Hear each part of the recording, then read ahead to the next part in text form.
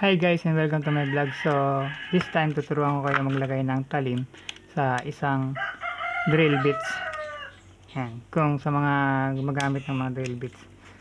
So dapat flat yung ginagamit nating grinding stone. Tapos yan.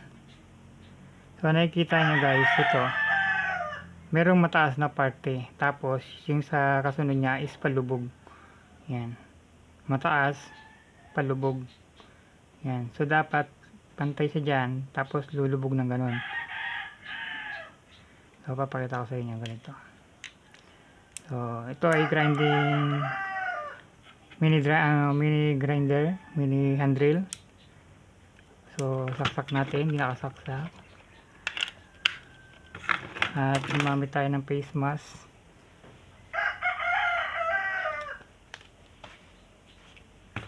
So ayan. Ang ganito yan. Pakita natin na mas malapit. Ayan. So, mayroong mataas na parte. Yan, mataas. Tapos, tadsari mo sa baba. Yan. Yan.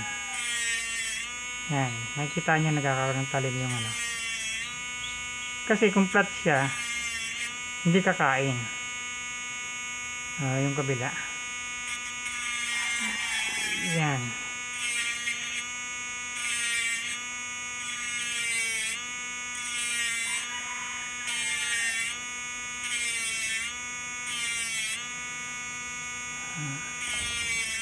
O yan, subukan natin.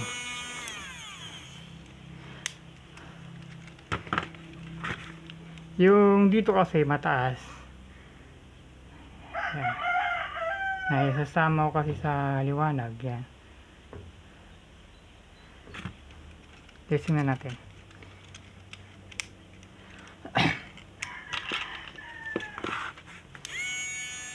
Yan.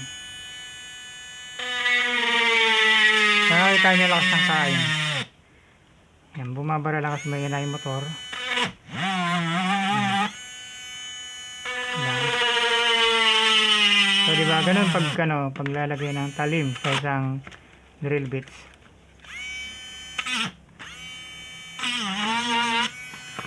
Ayun lang guys, thank you for watching.